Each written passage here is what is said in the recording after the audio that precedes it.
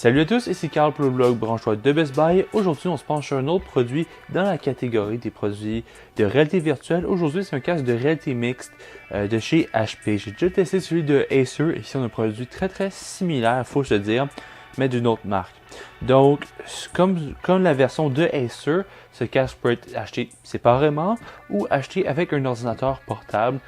Donc j'invite à voir. J'ai fait un test sur un ordinateur portable de HP qui est totalement capable de faire tourner la réalité virtuelle et la réalité mixte qui est nécessaire par ce casque-là.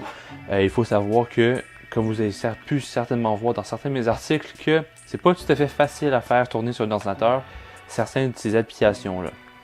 Donc bref, assez parlé du concept en général, on va se pencher sur le casque en tant que tel.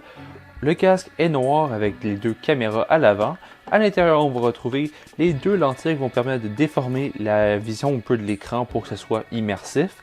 À l'intérieur, on va retrouver un bandeau qui est à une mousse assez dure, mais au moins qui n'absorbe pas la sueur, donc c'est vraiment plus agréable à porter pendant longtemps. Le casque est beaucoup plus hygiénique selon moi.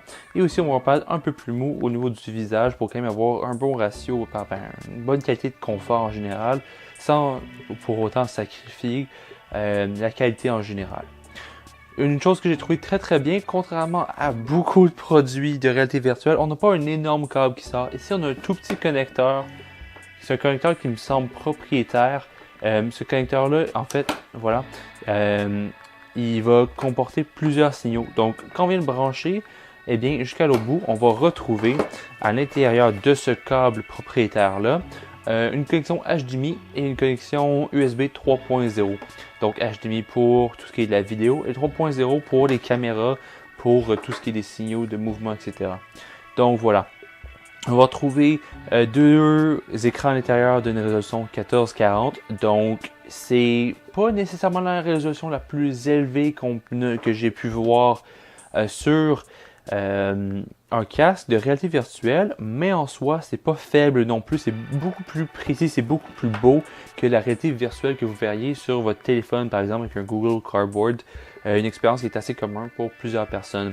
L'expérience de déballage dans les deux boîtes séparées, parce que le casque et les manettes sont dans deux boîtes séparées, et HP l'ont très bien réussi. Je trouve que c'est agréable d'avoir une belle expérience de déballage. Assez parlé du casque et des boîtes, les contrôleurs. Parce que oui, le casque, c'est important d'avoir une bonne expérience avec lui, parce que bon, c'est ça qui donne l'aspect visuel. Mais l'aspect des manettes, c'est avec ça que vous interagissez avec le jeu. C'est exactement les mêmes manettes qu'avec le casque Acer et je suis un peu déçu à ce niveau-là. Je m'attendais que ce soit quelque chose uniquement par rapport à ce casque-là, mais non. Comme sur le casque de chez Acer, les manettes sont vraiment pas trop agréables selon moi. Elles sont pas très ergonomiques. Ils sont pas ambidex, donc il faut vraiment avoir le bon côté à cause de la gâchette intérieure. Le petit couvercle ici qu'on retrouve par-dessus les batteries est trop facile à enlever. Quand on serre bien la manette, ça glisse. Puis la manette en général me semble pas très solide, c'est flexible. J'ai pas l'impression que la qualité est vraiment là. Heureusement, à la défense du produit, il faut se le dire, ça coûte beaucoup moins cher qu'un casque de réalité virtuelle standard, si on compare par exemple au HTC Vive. Mais pour le prix, je suis assez content. Le confort est au rendez-vous. On a quand même une belle molette ici pour ajuster facilement la tension qu'on a sur la tête. L'expérience, mis à part le casque, est un peu différent par rapport à comment on se sent avec. Parce que bon, c'est pas tout à fait le même casque, malgré que la façon que le casque se tient sur la tête est vraiment similaire. Donc, à part les petites différences, je pense que l'expérience est pratiquement identique au Acer. Donc, que vous choisissiez celui-ci ou celui de chez Acer, il n'y a pas grand sens. Les manettes sont identiques. Niveau software, c'est identique par rapport à l'intégration dans Windows 10. Donc, voilà.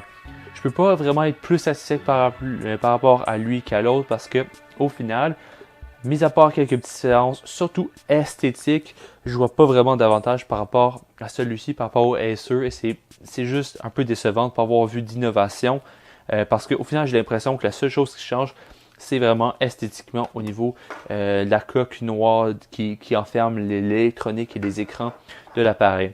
Donc pour toutes les spécifications, pour tous les détails par rapport à mon avis à ce produit, je vous invite à voir mon article sur le blog Branche-toi de Best Buy et moi je vous dis à la prochaine.